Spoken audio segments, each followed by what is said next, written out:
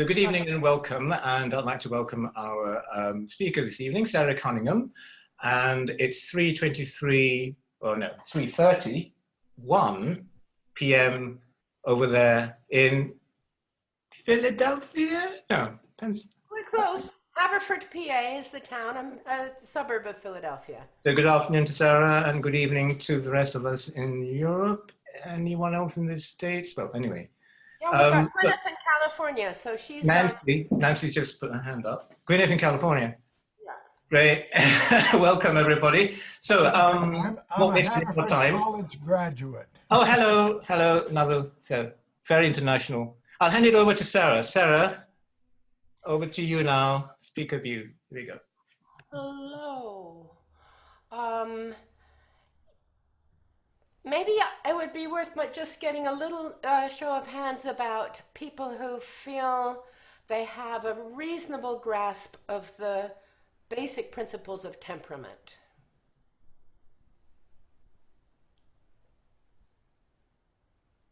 Okay. Was that maybe half? That's pretty good. It seems worth going over that. I have quite a variety of things I want to touch on, all in the realm of practical. But the theory is a good place to start. And I'm actually often quite shocked that of professional colleagues who are very, very hazy about the theory of temperament, although it's not that complicated. And it's actually one of my favorite things, as I found myself mentioning to someone recently about God, is that he, in his wisdom, saw fit to make the circle of fifths not come out right. If you, it seems like a paradox, but well, did God create the circle of fifths? That's maybe a moot point. I think maybe we created that out of what he gave us. But if you have, where does the notion of a pure fifth come from? It comes from the overtone series. So you have in most notes, unless they're generated by a machine, not just the fundamental, but there are all this series of overtones above them that are, present to a greater or lesser extent. The octave, and then the 12th, which is an octave and a fifth. So that's where our in-tune sounding fifth comes from. And then there's another octave above that, and then there's a major third above that.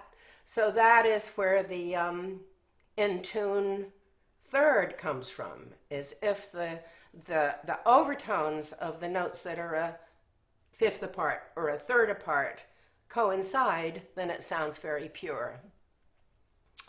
And what does an out of there's if something's out of tune, whether it's the fundamental or one of the overtones, you get the vibration oscillations going on like that, and they're not quite in sync, and they go in sync and out of sync and in sync and out of sync as they catch up with each other, and that's what causes beats to happen. So it goes wah wah wah because it's louder at the moment when they coincide, and then it's not less. But you don't have to be able to practice hearing beats in order to tune using overtones, because it happens. It just sounds. You can feel it slot in, so it's vibrating in sync. Never completely. This is one of my other little points, is that there's no such thing as perfectly in tune, and especially not when you're playing the viol. When you're playing gut strings, you're playing a combination of different sizes of instruments, you're always talking about a tolerance rather than perfection. And you can make yourself completely crazy chasing perfection rather than finding what the tolerance is that sounds good. And it's not just that it sounds good enough, it's that it sounds good. Now, the thing is about the circle of fifths is if you have the 12 notes of the scale that have developed in the course of Western music, you can go around from C to G, G to D, D to A, and so on. Sorry, I've just got the tail end of a cold here. I should probably try speaking slower. And you come until you come back round to C again. And if you go all the way around that circle, tuning pure fifths, it doesn't come out right. You come to a different C at the end than the one you started on. You go up a fifth and then and up another fifth and then down an octave. And the difference is known as a Pythagorean comma. And so if you want to be able to go all the way around and come back to the same note, you're going to have to compensate for that somewhere along the way. And that's the whole art and science of temperament, is figuring out if you're within our 12-tone system, then you have got to overall reduce the fifth. The fifths have got to be narrower if they're on average, if they're going to come out right. So equal temperament does that by reducing them all equally. I'm sure you all know this already, just going through it. So that's a 1/12 of a comma smaller, because you're dividing that Pythagorean comma into 12 equal parts. But there are many, many other ways of doing that. And I'm going to focus today on one of the mean tone tunings, which is 6th comma mean tone, which means that the comma is divided up between 6 of the fifths. And then the rest are going to be, no, that's not, I'm sorry, that's not what I'm saying. All of the, you're going to, I just told you the wrong thing. You're going to tune all the fifths 6th comma small, except for the 1, which is going to be the wolf, which is then going to be a little bit too large. So you can't go all the way around the circle of fifths. You're going to have to choose between your G sharp and your A flat, your E flat and your D sharp. This isn't news to anybody, is it? Anybody is not hearing this for the first time. Here's another question. How many people use electronic tuners nowadays here? Everybody. And my next question is, how do you use your electronic tuner? Do you use it with a sound, or do you use it with by looking at a needle or a picture of the vibration? I use both. How many with sound? How many by eye? How many with both?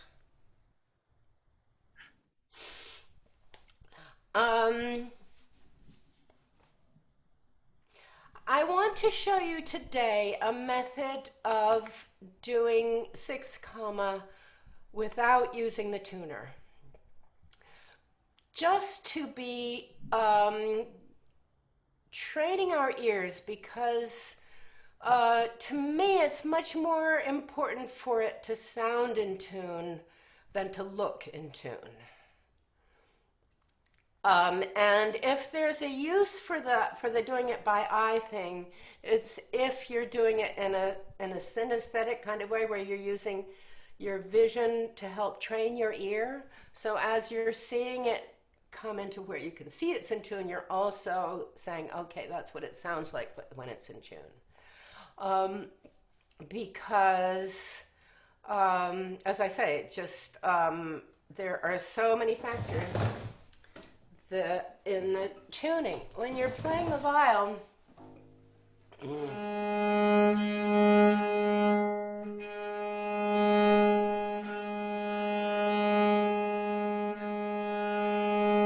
can tune with the bow, and I'm going to demonstrate more of that later on. And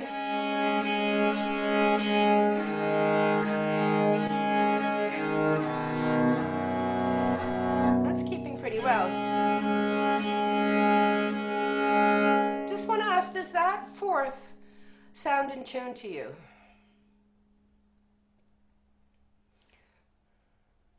Yeah?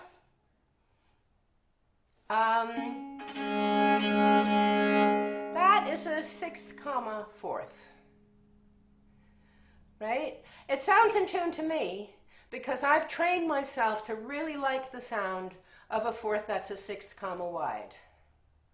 And if it were pure,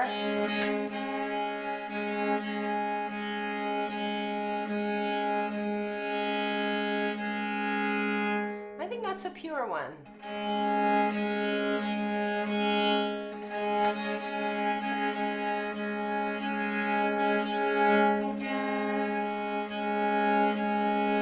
I think that's a wide one.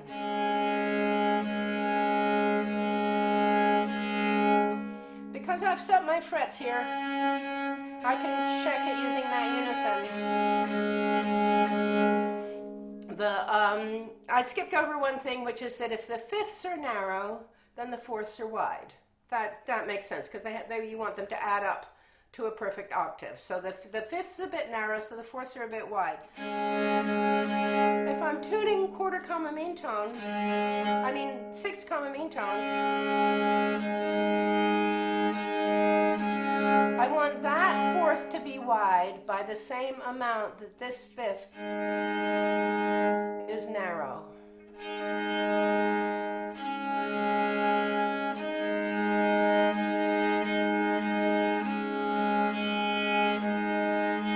So if I tune this fourth too wide, then we all know we can tune with our left hand on the fret as well, and we really sort of have to do that all the time. So I can play that flatter, or I can play it sharper. I have a pretty big leeway. So when I'm tuning the frets, I want to do it just right, and I want to be sure I'm not like pulling it back or pushing it down. You can also, sometimes by pulling back, you can stretch it.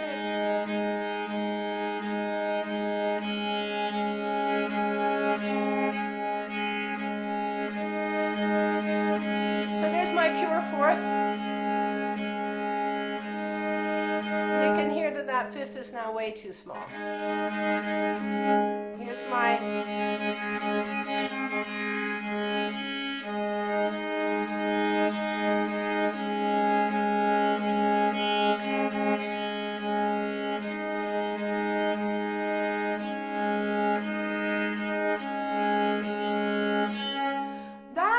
probably the most challenging part of tempering your viol without using the electronic tuner.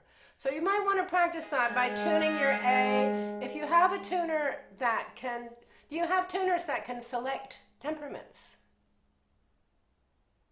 Everybody's very up to date. That's good. And if you, so you can tune your open strings to a sixth comma temperament on your tuner, and then really listen to it until you think you've got it. Then you have,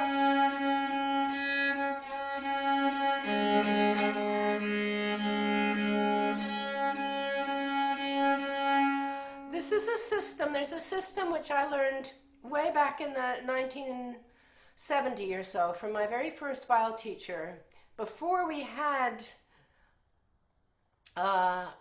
such sophisticated electronic tuners, in order to set frets. And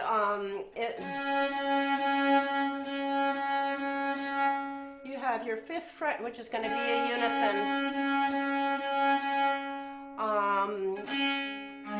Anytime the strings are a fourth apart, obviously.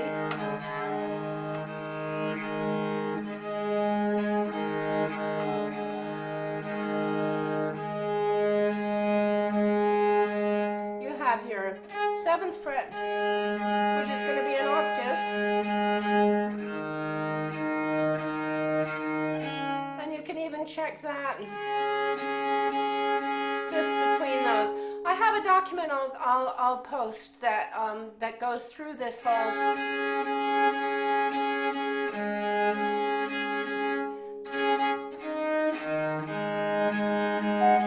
So far, I'm just using the top 3 strings, which are all a fourth apart, and which I've got. The more I'm listening to this, the more I can hear that width of the fourth. I don't know if you're having that same experience. You can carry on by fifths now that we've got the. That one is too big.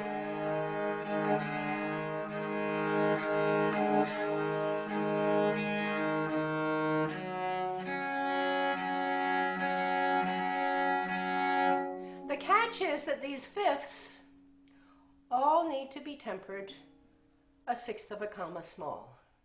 So we're really practicing our sense of what does that, and the reason I like sixth comma is, to me, and is obviously it's because I'm used to it, it's a fifth, the fourths and the fifths that are tempered by a sixth of a comma really sound very good. You know, it's not an out of tune sounding fifth. It's just a little bit of a small sounding fifth. That's a subjective thing to say. You have another, I talked before about the fifth between the second fret and the open string below. If you're going along about right by this time, because I've just that fifth, and that fifth, we should get a third between G and D. That's on the bass or the treble. That's pretty darn good. That's not a pure third. It's a little wider than pure, but it's a lot narrower than equal, and it sounds pretty good. And in the context of that triad, it sounds pretty good. So.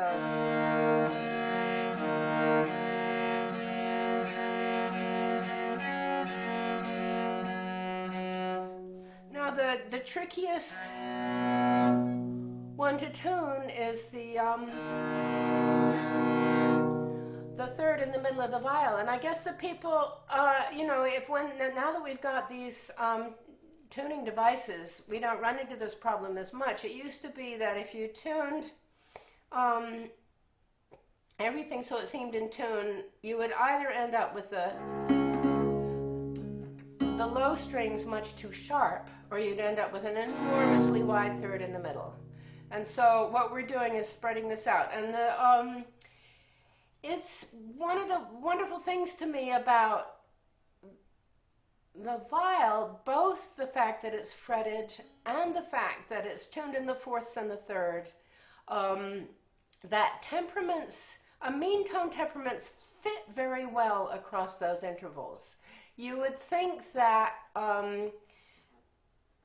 it would be more problematic than it turns out to actually be. That you can have between your E flat and your B flat a perfectly fine fifth.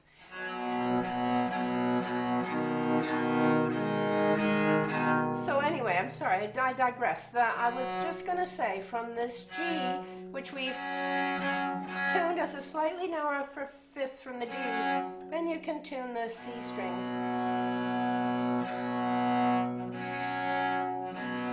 to the same kind of fifth.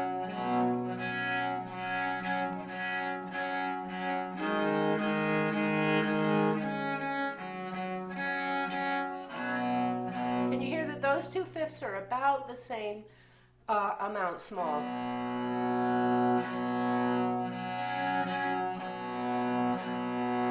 And that should give us a reasonably nice third between C and E, which then lets us tune that fourth fret, which is a major third above the open string. And the beauty of this is that that fret on every string is a major third above the open string.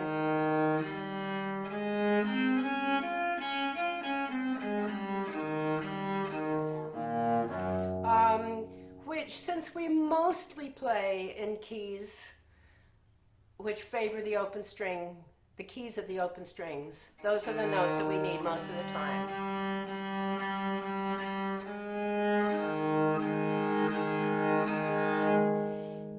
What happens now? So we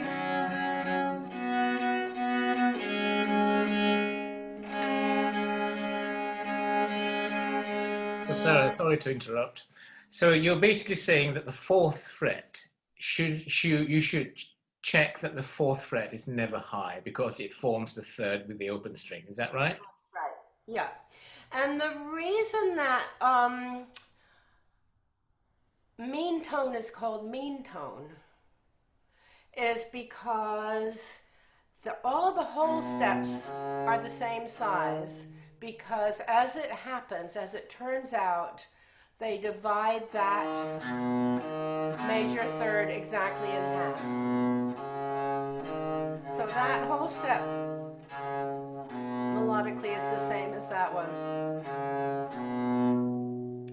And it means that you can tell at a glance if the viol's frets are more or less right, because you'll have the second and third a little further apart, the third and fourth a little closer together, the fourth and fifth a little further apart. That's the whole steps are all the same size, but the half steps are not all the same size. You have larger half steps and smaller half steps. That's clear.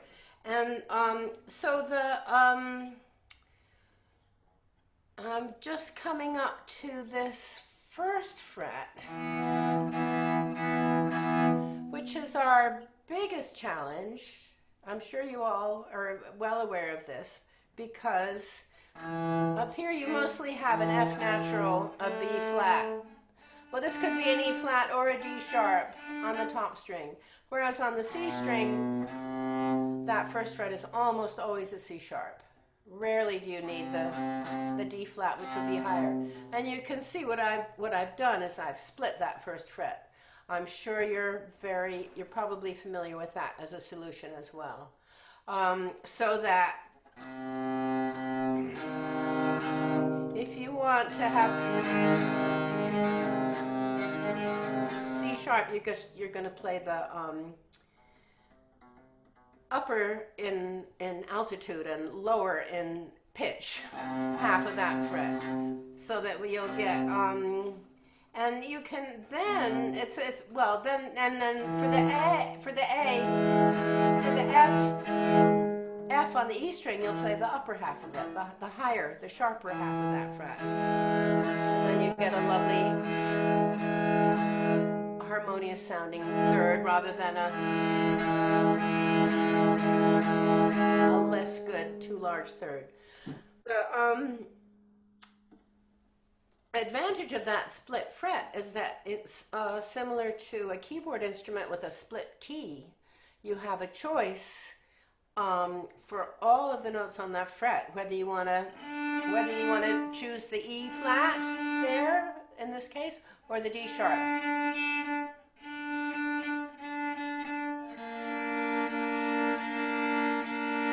So that I can have a lovely B major chord in the event that I need it. The other one that tends to be schizophrenic, that has a split personality, is the sixth fret, which might need to be a G sharp, or it might need to be an E flat. And that one, for practical purposes, is kind of a pain in the neck to split. And also for practical purposes, you don't maybe need to split it, because as you go down the fingerboard this way, the intervals are getting smaller, so the amount of difference between a G sharp and an A flat, or between a D sharp and an E flat, is not so much. And you can actually adjust it with your finger even if with just a single fret. One of the things I wanted to show is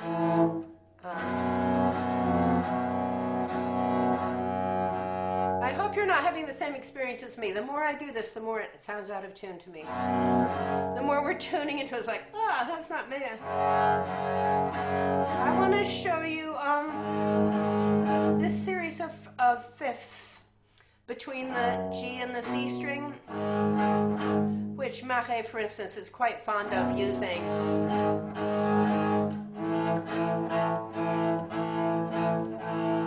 As an illustration of the fact that you want your frets to be in tune, but that doesn't mean you can just put your fingers on them anyhow and they'll be in tune.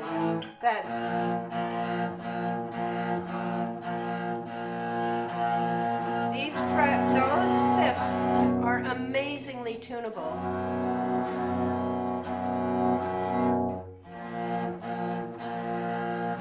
What do you mean by that? Tunable as in you can move the frets easily, or by moving No, by how you put your fingers on them, by stretching them. And it's not that you can remember each time you go, oh my gosh, I have to do this with my first finger and that with my third finger. It's no, if you practice it, you get so your ear goes straight to your finger. And it's, I'm convinced also that, sorry, this,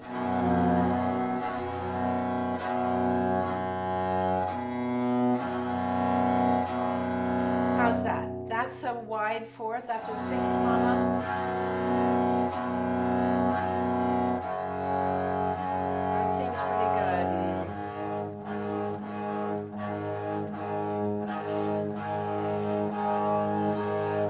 I think that's a little too wide.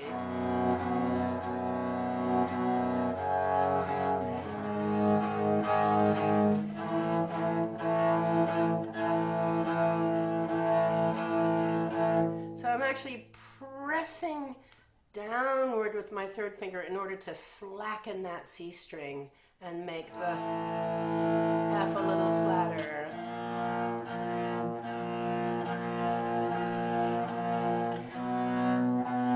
I'm also convinced that we tune instinctively with bow pressure and speed because as I started off by saying, it's not just the fundamental that needs to be in tune, it's the overtones are actually more important even than the fundamental to how it sounds in tune, because those are the ones that are mixing up there. And the way we bow is going to be bringing out some of the upper partials more than others.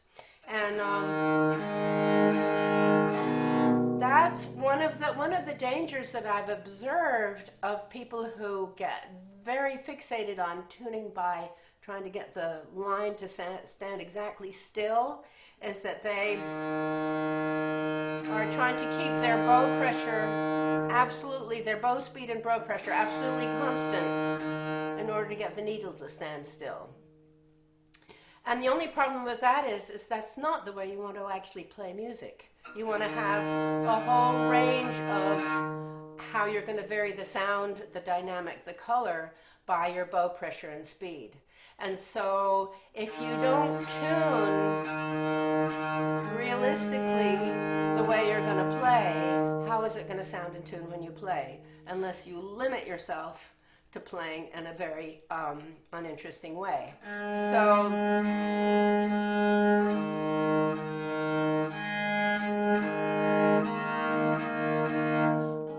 I think this is a moment I'll tell a story about, a couple of stories about a teacher of mine who I was studying improvisation, and it was both sound improvisation and movement improvisation.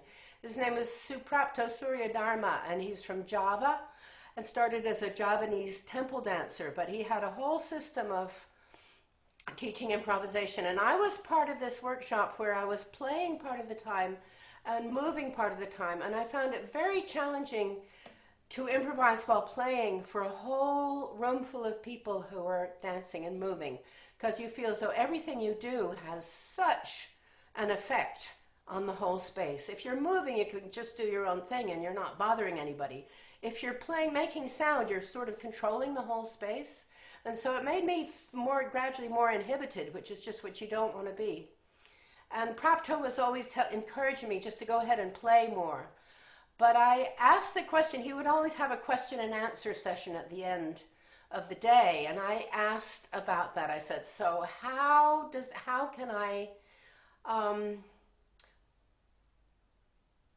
you don't want to do the wrong thing when you're improvising and it's going to affect everybody. And he said, good question, I understand. So you're a classically trained musician and you've spent your whole life learning to get it right and not wrong. And in the Javanese language, we have two words that mean right. And he said them both. I can't remember what they were, and they sounded really quite similar, like they were different versions of the same word. And one is the kind of right where if you're not exactly right, then you're wrong. It has to be exactly measured, and then that's right, or else it's wrong. And the other is the kind of right where you're in the right place at the right time, and everything is right. Like, for instance, a bird singing in the woods is not going to sing a wrong note. It's right. And so that has really stayed with me. That feels like one of the more important teachings of my life, and particularly when it applies so well to intonation. If you're playing above the frets, for instance, say you have to find that D that's an octave above the open string. Where is that spot? Is it a little higher? Is it a little lower? You're never, ever going to get it right. Even if you got it. Because if you're even a little bit off, it's going to sound wrong. Whereas if you just hear it and play it and go to the right spot. And it has to do... It's not even as mystical as it might seem. It is like an attitude, but it's partly because if you go for it that way, your bow stroke is going to breathe freer, your sound is going to be more resonant, the upper partials are going to sound out clearly, and it will sound better, even if it's a tiny bit off. And the other thing is that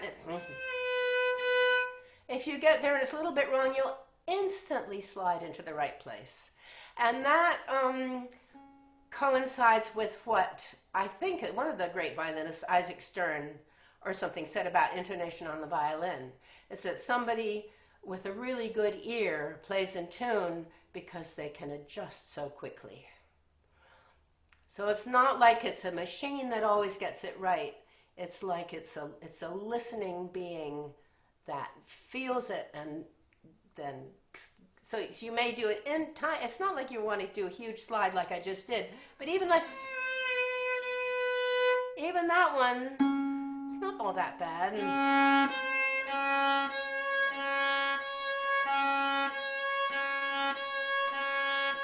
So if I practice that without trying to say, no, a little sharper, no, a little flatter, but just keep doing it until it's right. And then you can do it 10 times and it's right every time.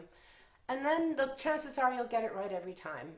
Unless you start freaking out and think, oh God, I don't know where that is. Higher, lower. And it's not going to work. And even for tuning the open strings, for instance, a consort, and I'm going to not name names, but long ago in a consort, we were recording, and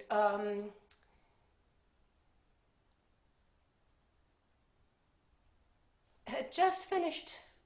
How did it go? It's like somebody said, no, that's not quite right. You know, everybody had tuned, and then you spend like 10 minutes trying to get that note exactly right, so it's not 1 cent sharp or not 1 cent flat, and the rest of the consort in the meantime has gone out of tune again, right? Whereas is not. No, a little higher, a little lower. That's it. Caught it. It's more like. That's the right note. And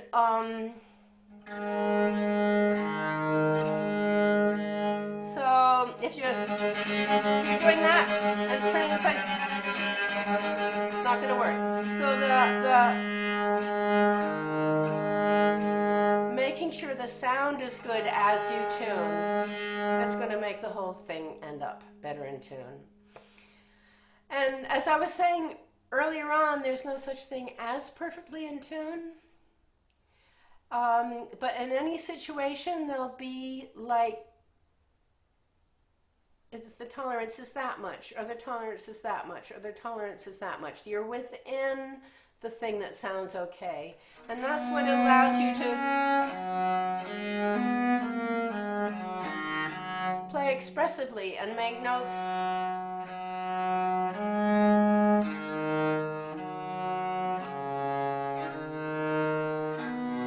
Each of those notes that I'm shaping with a little swell and a little release, using more weight, using more bow speed or whatever, it's changing in pitch a little bit, and the overtone structure is changing a little bit as I go. So that the people I'm playing with, if they're doing a similar kind of thing, we're going to be in a realm of in tune that's not like it's being tuned by a machine. It's not like it's measured to the exact cent. And that's another of my little pet peeves, that when people talk about temperament, they also often do it with reference to equal. They say, oh, it's so many cents above equal, or so many cents below, and that is just like, what? That is not what it's about. It's not about we're measuring how we're going to divide it up. It's about where if we have a system where the overtones are going to mesh, that one's going to beat a little bit, that one's going to beat a little bit less, and the more you do it, the more harmonious it sounds. So we're going from the actual interval and the actual overtones and how it is. We're not measuring it. That, which to me is just a complete misconception of temperament and what it's for and how it's worked. Does that make sense? Am I making sense? It's a tiny bit woo-woo, as we say over here, but not really. It's actually just a practicality. So you're not trying to nail it down to the exact spot. You're trying to find the range in which it fits, in which it's the right place at the right time. Sarah, what's your favorite method for tuning a consort? Say you're coaching a group of viols, and you didn't have an electronic tuner. What would you recommend? We do have an electronic tuner. Yeah.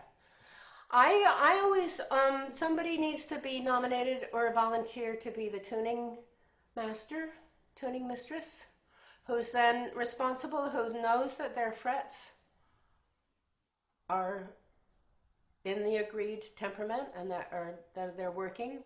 And so that if that person then tunes all their open strings to the electronic tuner, that's quite a lot reliable way. One person tunes all their open strings to the machine, and then everybody else, one by one, tunes each of their open strings to that person. And for instance, so that means that the trebles and the basses can do all the open strings, and then that person, if it's a bass player, will give an F to the tenor. And is there a preferred size? Should it be a bass, or should it be a tenor or treble to give the note? So does it matter? In theory, it can be any. In practice, I think it's good if it's a bass, but it can also be a tenor. I think with the trebles, it's better if they're tuning to what's below them than if what's below them is trying to tune up to them. It's not impossible to tune to the treble, but because the bass is a fundamental, and the treble is going to be tuning more to the overtones of that. That's more practical. I was going to mention, I mean, I'm sure all of you are so experienced and have really great consort etiquette that you would always tune your instrument before you tune up for the concert, before you turn up. So you don't want to just take your instrument out and you didn't have time to practice for a few days and it's completely out before you get there. Because if everybody's in the ballpark before they arrive, you're going to have a much better time and a much quicker time. And in fact, if everybody agrees beforehand on the temperament, or if you know your people and you know that, say, sixth comma is pretty widely accepted, and it's also historically pretty widely authentic and was used over a long period of time. And it's also very compatible because if you are also playing Baroque music with harpsichord or whatever, then you're going to tune to the harpsichord, and it's very, but before a concert, I would almost always take the time half an hour before the concert or in the last rehearsal or whatever to go through and tune all my frets, tune every fret chromatically to the harpsichord. And okay, here's another thing which I feel quite strongly about, and I see many people who don't do that. If you're tuning your fret, that doesn't mean you're gonna like take the whole fret and move the whole thing up and down necessarily, although you may need to. But once you've got, say I'm tuning that to the electronic tuner, the C on the A string, I just want to tune that note. I'm going to just take that bit of the fret and put it a little bit up or a little bit down, because the fret, you probably didn't change all your strings at the same time. Some of them are a little bit older. Some of them, or you've played on them more, they wear differently. The fret doesn't necessarily go boom straight across. It may have just this a little bit of waving that it can do. So that, say that seems a little flat to me. I'm just going to tune that, and then I'll maybe check the next one. And I do, if I'm tuning my frets to the electronic tuner, so I have my clear tune, I'm going to make sure the open string is in tune before I move any fret. I'm going to go and do each of those. Then I'm going to go here and make sure the A is in, and I'm going to go each of those frets for every string. So every fret on every string, you want to tune that note to the keyboard or to the electronic tuner. You don't have to do that every day. You know, you only, maybe when you change a string, you'll need to do it. Or when the season changes and it's much more humid, that's what problem we have over here. In British Isles, it's damp all year, right? You don't have to worry so much about summer and winter. But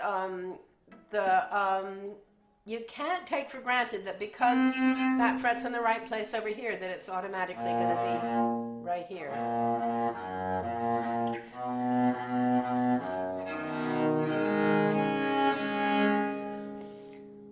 So Sarah, there's a comment here in the chat box to me privately about quarter comma mean tone.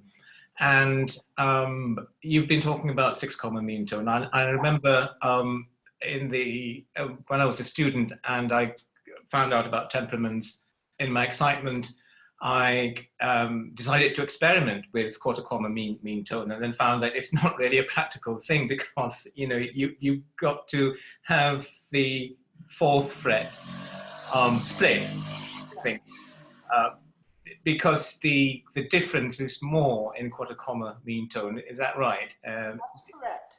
It's not impossible on the viol, but not very. But it is much more awkward, and the time was when people said mean tone, they automatically assumed that was quarter comma, and I don't. That's not right. There's all of the there's a whole third comma, fifth comma, whatever. There's a great deal of choice about mean tone, and quarter comma was really developed for keyboard instruments, and especially for organs, where if you have I don't know that keyboard instruments want to modulate, and they want to, and they sustain, the organ sustains so much. And so then if you're playing 17th century music with keyboard and people really want to do it in quarter comma mean tone, it is possible, but you probably will need to split this fret, or and possibly this one as well. This one, depending if you're going to flat keys.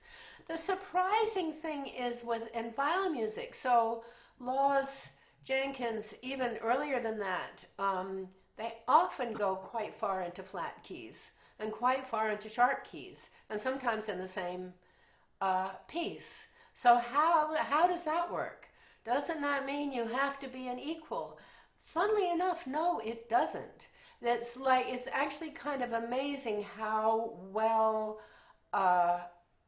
consort that's tuned in 6 comma mean tone can go into A flat together and play their D flats and their E flats, because everybody's going into the flats together. The fact that it's on a fret that's designed to play sharps doesn't matter. And I haven't done the math on this, but that's just my experience. And my guess is that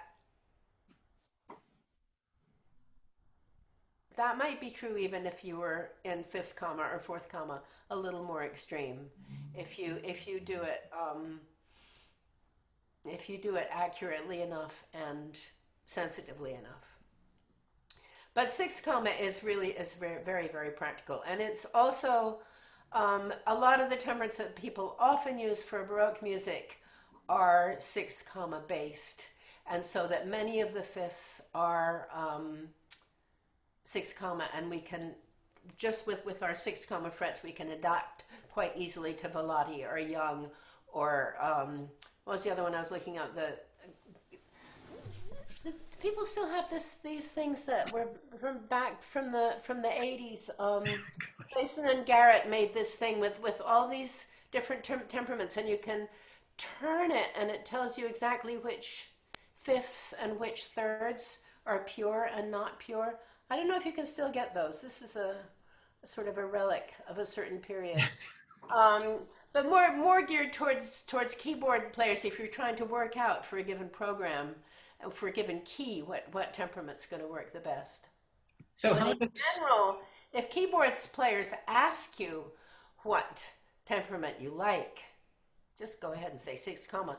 I think it's the thing that even for instruments tuned in fifths, a temperament's going to be most comfortable and easiest to adapt to if the fifths are all the same. So you don't have like one pure and one a quarter comma small and one a little big, which is what something like Werkmeister. There are some Baroque temperaments that are very awkward for string instruments because the fifths and the fourths are all different, or they don't coincide with the ones that we have. Because if your open strings are really weird, then it's going to make it the frets not work as well. There needs to be a sort of a coherence across the keyboard, across the fingerboard, which I think it goes back to hexachords. I don't know if you work with the way hexachords fit with our tuning, it's very nifty, and I think the temperament works kind of in the same way. The way the fourths and the thirds and the frets that are unequal in this way actually fit for the kind of tonalities that we're playing in. They really work. Other questions? That's just a comment here from John Bryan. John was saying that surely the point of modulating in mean tone is so that the keys sound slightly different from each other. And he's saying that maybe we shouldn't try to bend everything into in tune. So, I mean, what happens when, say, you go into B major, it sounds awfully out of tune? Do you then try to adjust the third so that it sounds sweet, or do you leave it because maybe the music it's intended that the music sounds out of tune at that point? I don't think I agree with that. Though, it's a perfectly reasonable point of view, and that's certainly what, when you get keyboard music, in the Baroque period, and they're starting to push the boundaries of modulation. Yes, that's an interesting part, that not all of the tonalities sound exactly the same. But I think in a situation where you have some keys that sound fine and then some that sound, that doesn't sound right, that's not a, I don't think that's necessarily what's intended. If you think of singers, I mean, it has always seemed to me like a bit perverse if a vocal group thinks it should learn to sing in temperament. Because with a voice, you can sing in tune. You can sing in just intonation. And why would you try and tune an instrument slightly, an interval slightly out of tune if you don't have to? And the viol being so, playing music that is derived from vocal music and sounds so close to the voice, I think it's closer, because of its frets, that puts it closer to a keyboard instrument, and that you have like this limited repertoire of notes that you have. But stylistically and musically, I feel as though it's closer to the voice.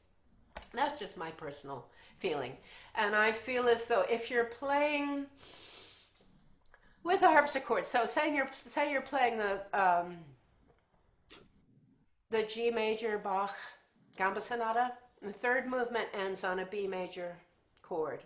What do you do then? And it's the harpsichord that has the D sharp. Yeah, and the viol ends up on a B. Yeah. And it's one that's a B that often tends to be a bit on the sharp side because it's up high. Probably you're playing it up on the E string, but anyway, so you always think it's sharp. And then the harpsichord plays the chord, and the D sharp, which sounded a bit high, it fades, and your B is in tune. And it's okay. And it maybe is a bit spicy, but I know I started off by saying I don't agree with that. That's my first reaction. I think that it's not that under certain extent,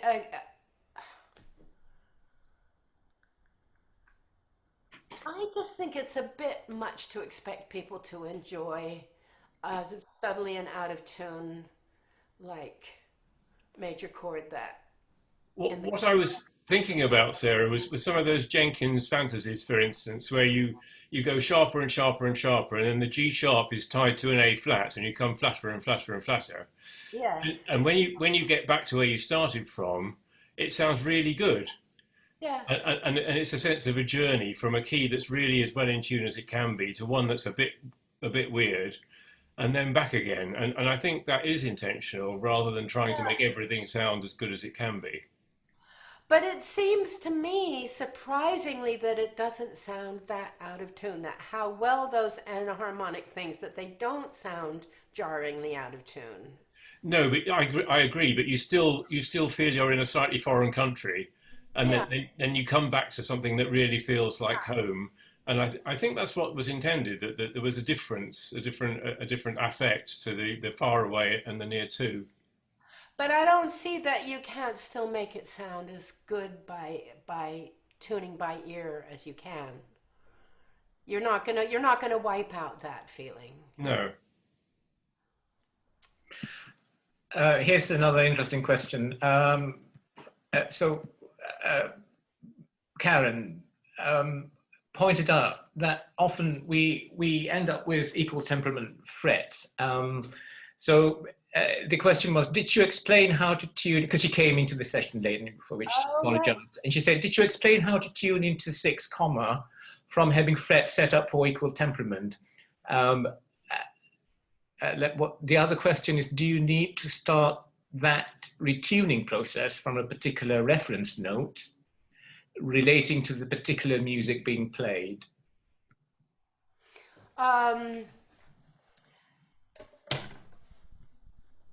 I don't think tuning from equal is any different from tuning any other way. You're tuning to. I did have, and I will post. I just might need to. Hold on. I can post my little description of a way of tuning without that. I mean, I think that in this day and age, there's no shame in using your electronic tuner. If you can choose the 6 comma or whatever temperament you want and go through fret by fret on each string and tune to the tuner, that's not cheating. That's a perfectly reasonable thing to do. But for your own satisfaction, to really get the notion of how it works, it's interesting to use this system of doing it by fifths, octaves, and unisons, and tempering those fifths, the fourths, the fifths, the octaves, and the unisons. The octaves and the unison you don't temper, but the fourths you temper a little big, and the fifths you temper a bit small.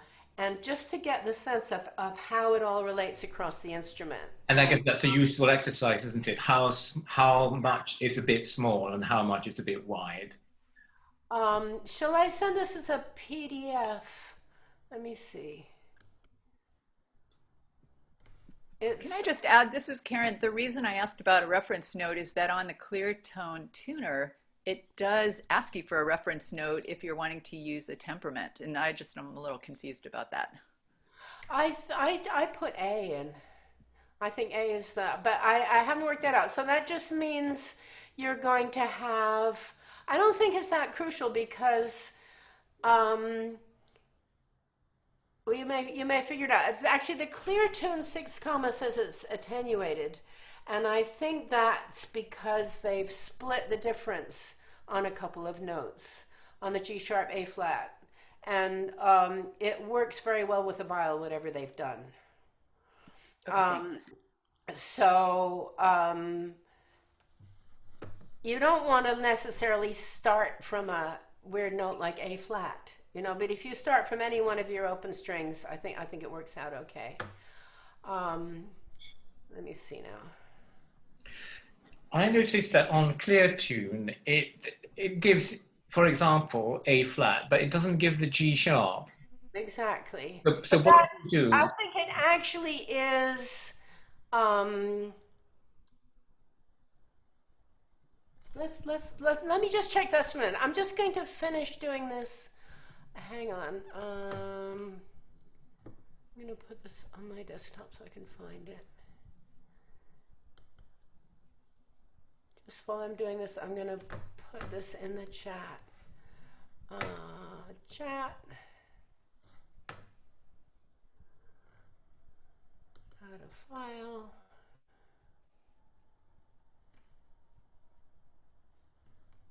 What?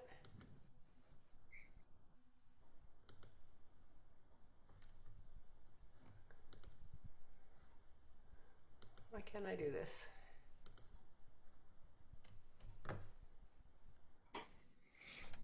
What you could do, Sarah, is to email it to me and I can send it to. Okay, I'll do that. Yeah. Sorry. I've got a list of people who are here. Here we are. Here's my clear tune. There's the A flat. And is that a G sharp? Or do you then do it by ear? I'm just gonna.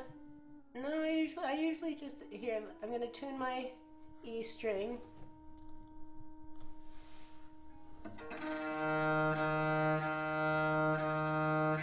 Sound good? That's what they call A flat.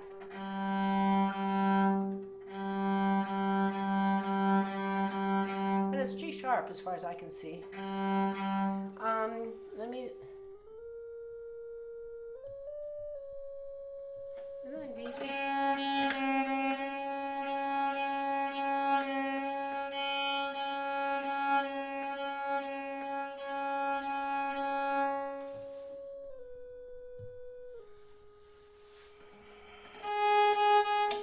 And the A flat, so-called.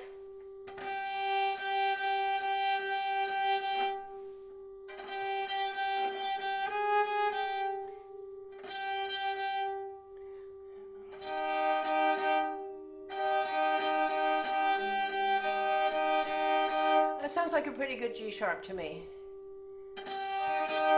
But,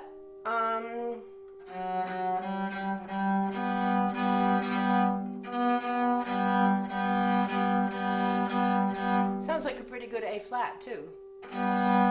So you see, I think they've split the difference, and you can fudge it.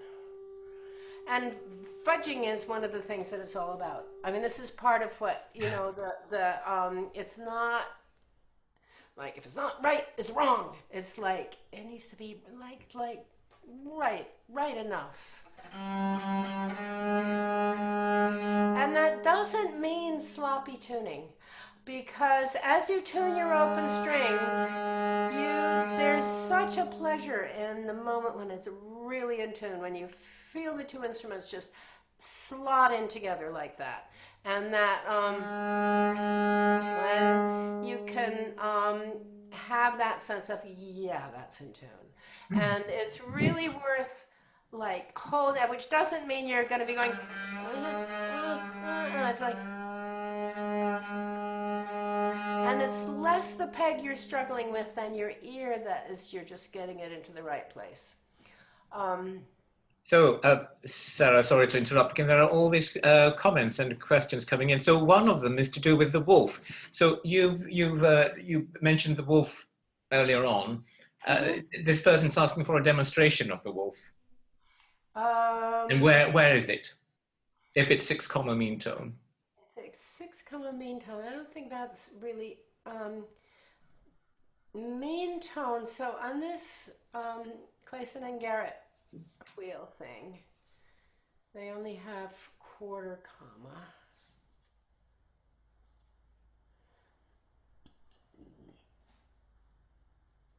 And the wolf is between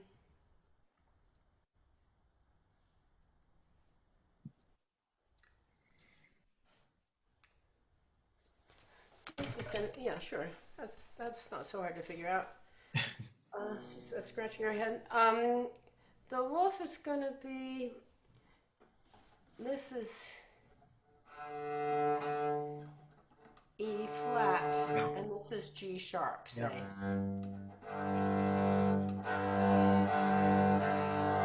Something like that.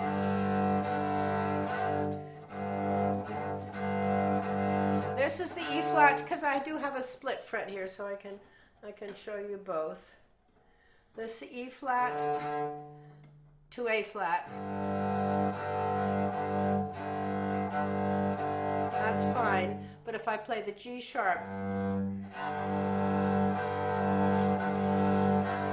that's loud and clear. Thank you. That's so that's part of the beauty of the viol with the split frets. You don't have to deal with it because you've got choices at those crucial moments. You can choose the one that is going to go with the fifth that works. If you see what I mean. It's similar to if you have a keyboard with split keys. Going on to different tuners, there is the Viol Lab and Clear Tune machines, and there's now there's also Korg tuners, those silver box things, and the Korgs don't offer 6 mean tone, but it does offer velotti, which is supposed to be similar. But what's the difference between velotti and 6 and can one use velotti if one doesn't have 6 Yeah, good question. And on that point, I also have the question about whether these temperaments can mix. So if one viol comes with one temperament and another one is tuned to a different one, do they ever mix, or should one viol should everyone tune to the same temperament? You're gonna be out of tune if you're not in the same temperament. Yeah. It's not an optional thing. It's just that it's science. It's like you'll have one that's like that, one that's then the gears don't really fit. Yeah. So you can tune your open strings so they're the same, and then the fretted notes are not going to work. You can't separate the tempering of the open strings from how you temper the frets. Those are not different things, which is kind of self-evident. If you think that if you have that fourth, then that's going to need to be a unison. That the interval between the fretted note and the unison that says they have to be the same, right? Velati has a mixture of sixth comma fifths and pure fifths.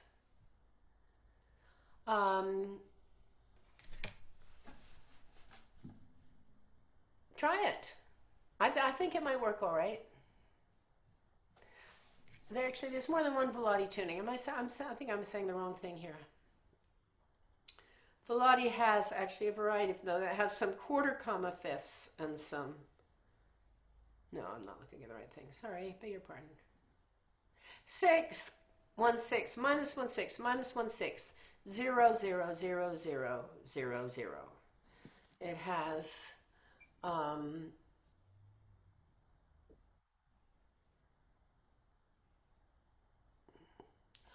I think you might be able to fudge it to make it work as like a 6 comma. Not a lot of difference then between It's quite compatible if you have your, there's quite a specific question here. Before that, could you say something on the difference between tuning a bass and a treble? Is there a different treatment? Well, how do you, I mean, if you tune the different sizes, is there a way that you shouldn't bow harder on a treble or something? Not really. The one thing I'd say is that the treble is more challenging because the higher you are, the more out of tune it sounds for the same amount of out of tune. That the beats are faster and it just gets you more. And the other thing is that old saying, which we sort of laugh at, that it's better to play sharp than out of tune. Better sharp than out of tune. That does somewhat apply on the treble. That on the top string particularly, it's like, I find if I'm tuning the treble, it's better to like err on the side of being a tiny bit sharp than to be too. Also, that the tolerances of tuning with your finger on the fret is much smaller. So in that sense, the placement of the fret, you want to get it as near as, damn it, as close as you can, but you can adjust very easily the tuning on the treble. So you have to be playing in tune with your fingers on the frets anyway. You're not going to just, I mean, that's true. I mean, we know that just getting your strings in tune and your frets in tune, you're a lot closer to being in tune, but you still have to tune as you play. Lucia has a question to do with suspensions, and it's very specific. I potentially have a question about tuning the frets for 4/3 suspension chords. Yeah. Especially in A major. Okay. Yeah, sorry, it's just, can you hear me? Yep. Yeah. Don't know whether you can. Sorry to bother everyone with this, but I just keep on coming across this problem when I've got, with this chord, that those two notes seem to just be kind of really sour. I feel like I need to pull up the bottom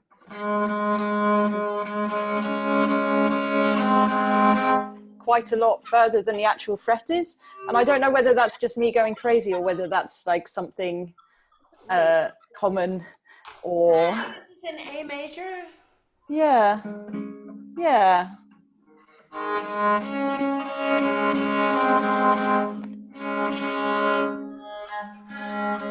Oh, you're on a tenor. That's fine.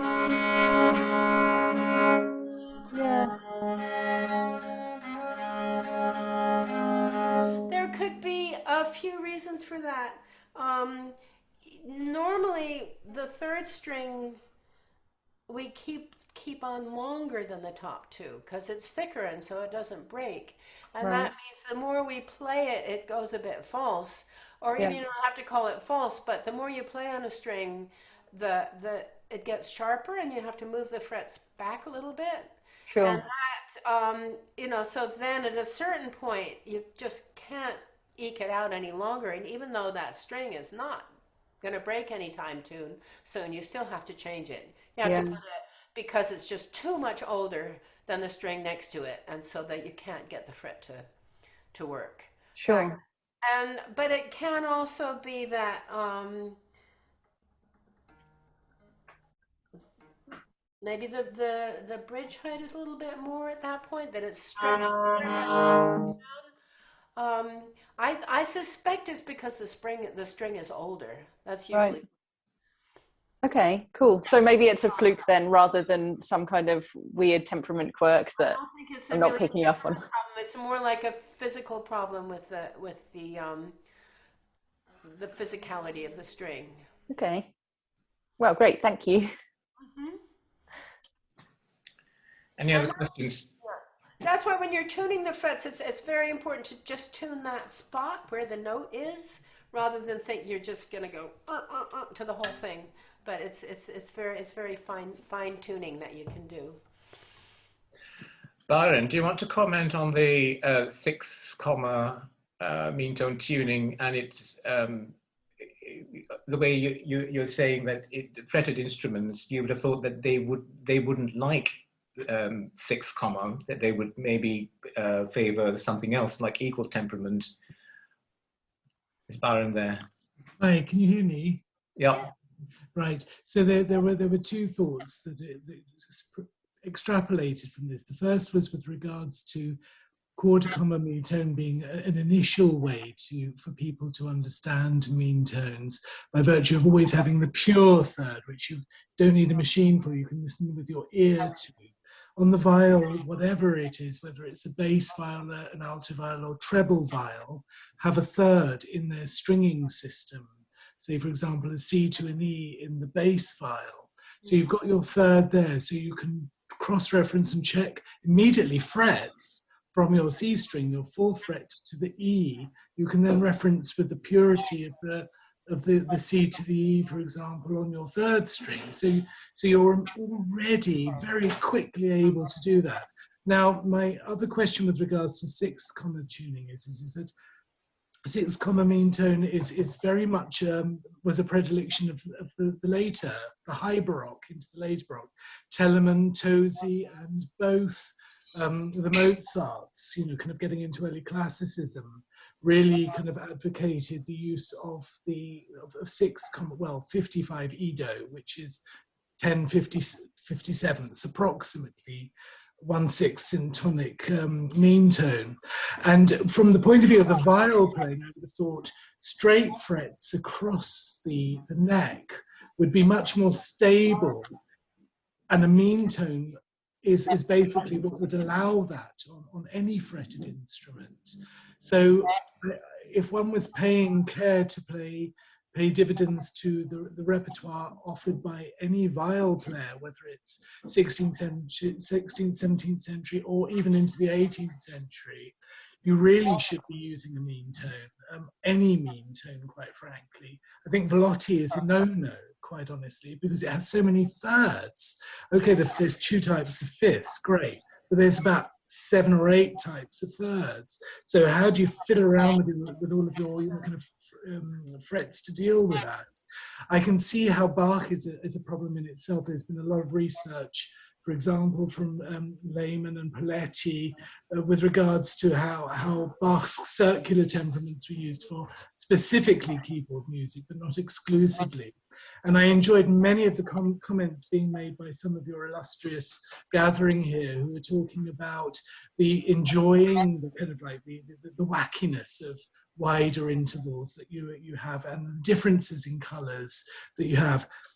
The thing I would like to hear more from Sarah is with regards to how which was a question that was answered very quickly, which was about the old strings, but also how the viol as an instrument itself has a natural tuning? What's its preferred tunings? Not what are the subjective tunings of individuals, but what are the natural preferred tunings? I mean, you've got fourths.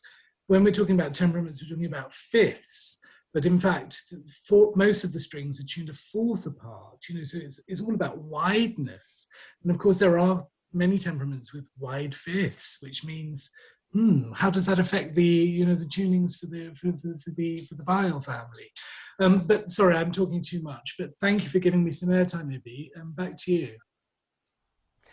I think the reason that meantone tunings of any kind work so well on the viol is that they're consistent. They're not like tweaking this interval or that key or something. It's like it's a system that goes across the board in a way.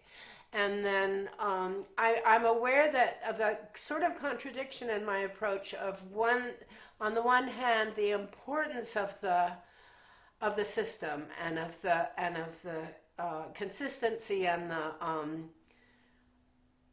also the purity of how the overtones really go together and mesh and so on. And on the other hand, the fact that you not only can, but that you have to do a certain amount of fudging. That you both need the system and then you need the wiggle room within it because of the physics, because of the way it's set up and because of the physics of it and the irregularity of the gut strings and the changes in the weather and the fact that your strings do go out of tune and the fact that this, that, and the other, the strings are different between them. You have to be able to bend.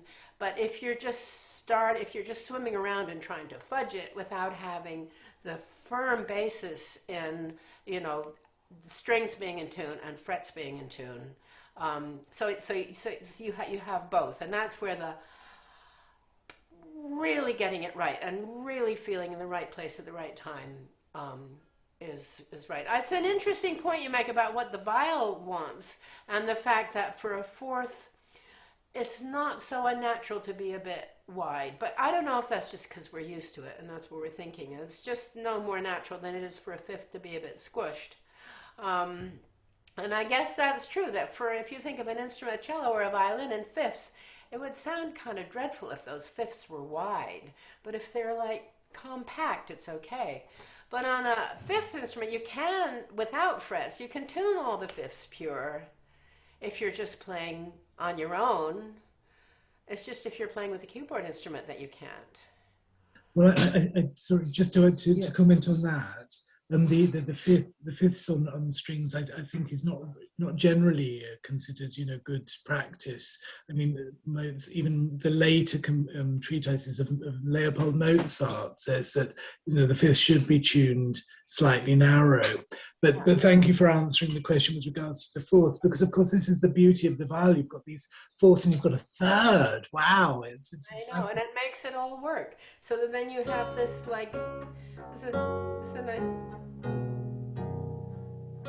the strength, the intervals that we have between the open strings are so beautiful and so complete and so symmetrical.